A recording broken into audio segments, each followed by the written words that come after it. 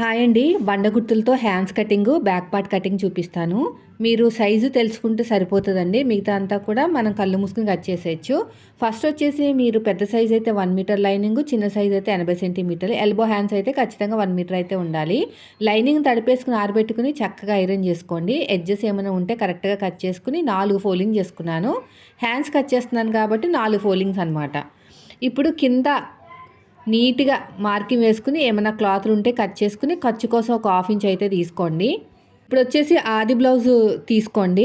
ఆది బ్లౌజ్ తీసుకుని బ్లౌజ్ని ఉల్టా తిప్పేసేయండి. ఉల్టా తిప్పేసుకుని ఆర్మ్లు చెక్ చేసుకోండి. అంతకంటే ముందు కింద ఖర్చులు వదిలేసి పైన ఖర్చులతో కలిపి మనం తీసుకున్న ఆది బ్లౌజ్లో హ్యాండ్ హైట్ మార్కింగ్ అయితే వేశాను. ఇక్కడ హ్యాండ్ లూజ్ కూడా ఒకసారి అయితే మార్కింగ్ వేసేసుకోండి. వేసుకున్న తర్వాత బ్లౌజ్ని ఉల్టా తిప్పేసుకుని బ్యాక్ పార్ట్ నుంచి మనకి ఆర్మ్ లూజ్ ఎంత ఉందో చెక్ చేసుకోవాలి. ఇది నేను కుట్టిన బ్లౌజు. ఇది నాకైతే ఫిట్టింగ్ కోసం ఇచ్చారు. ముందు పింక్ కలర్ బ్లౌజ్ వచ్చేసి హ్యాండ్ హైట్ కోసం అనమాట. ఇలా బ్లౌజ్ని ఉల్టా తిప్పేసుకుని బ్యాక్ పార్ట్ నుంచి మాత్రమే చెక్ చేసుకోవాలి. ఫ్రంట్ పార్ట్లో లోతు తీస్తాం కదా, కరెక్ట్గా రాదు. పైన షోల్డర్ కుట్టు తగ్గించి సైడ్ జాయింట్ ఫస్ట్ కుట్టు వరకు ఎంత వచ్చిందో చెక్ చేయండి.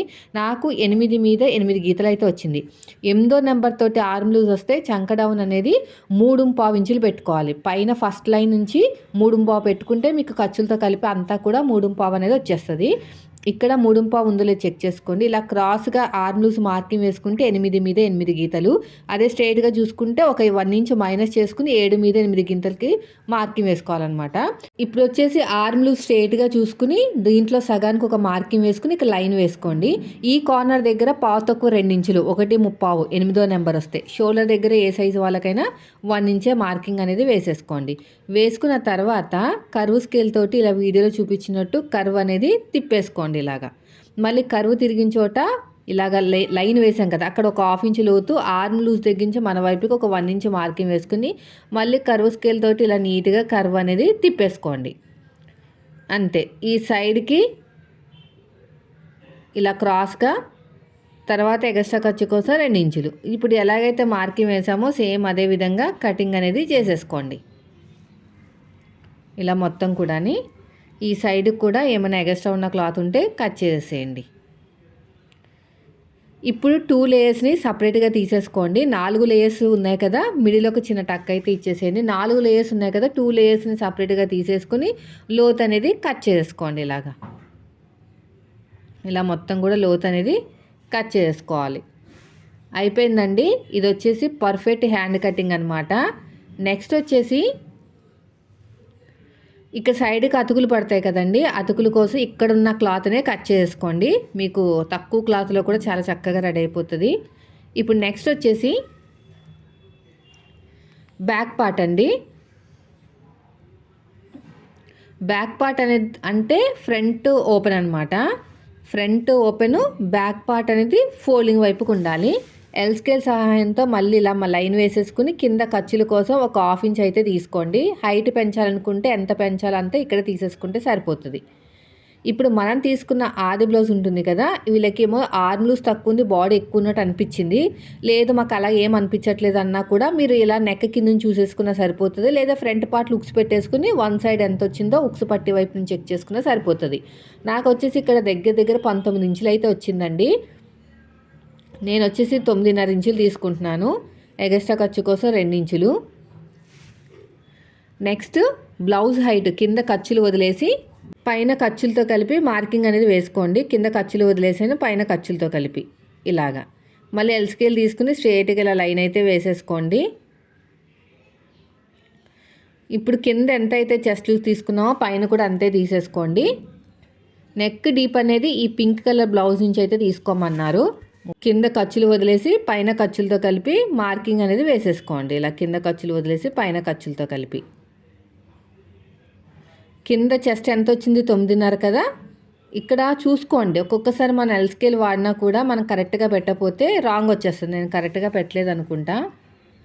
ఎల్ స్కేల్ సహాయంతో ఇలా లైన్ వేసేసేయండి. ఇక్కడ కూడా 9.5 ఇంచులకి అయితే మార్కింగ్ వేసుకోండి. ఎక్స్ట్రా ఖర్చు కోసం 2 ఇంచులు.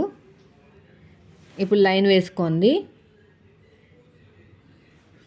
ఇలా మొత్తం ఎక్స్ట్రా ఖర్చు కోసం ఇక్కడ కూడా 2 ఇంచులు. ఇప్పుడు నెక్స్ట్ వచ్చేసి ఇది ఎంత 40 సైజు లోపే ఉంది కదా, 38 అలా ఉంటుంది కదా. ఫుల్ షోల్డర్ వచ్చేసి మనం 5.5 తీసుకుంటే సరిపోతుందండి. డీప్ నెక్ బ్లౌజ్ కదా, 5.5 ఇంచులు తీసుకుంటే సరిపోతుంది. నెక్ విడ్త్ వచ్చేసి 2.5, కింద వచ్చేసి 3 ఇంచులు తీసుకున్నాను. మాకు ఇంకా ఎక్కువ కావాలంటే 3.5 కూడా తీసుకోవచ్చు. ఈ సైజు వాళ్ళకి 3 ఇంచులు సరిపోతుంది, పైన 2.5 అండి. ఇప్పుడు ఎలాగైతే మార్కింగ్ వేసామో సేమ్ అదే విధంగా ఇలాగ లైన్ అనేది వేసేసుకోండి.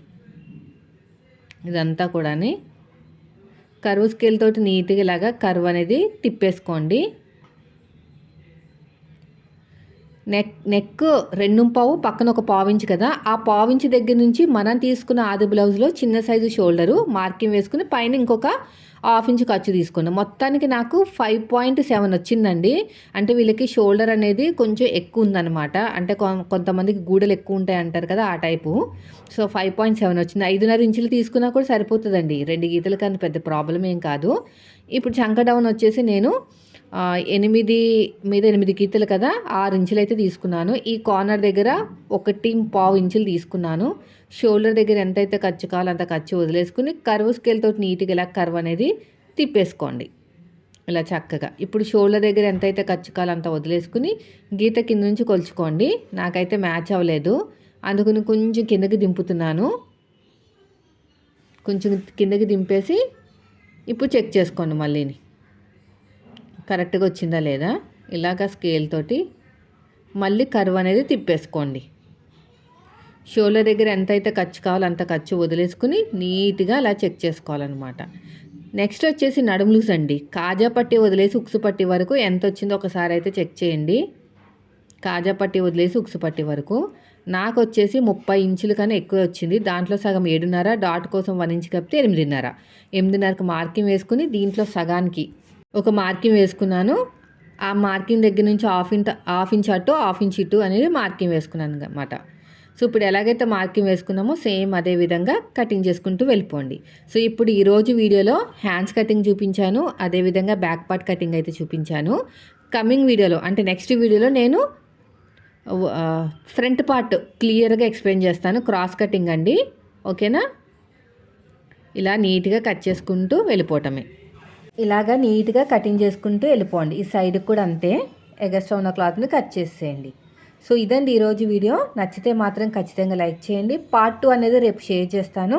సో ఖచ్చితంగా మిస్ అవ్వకండి పార్ట్ 2, అది ఫ్రంట్ పార్ట్ మొత్తం ఉంటుంది.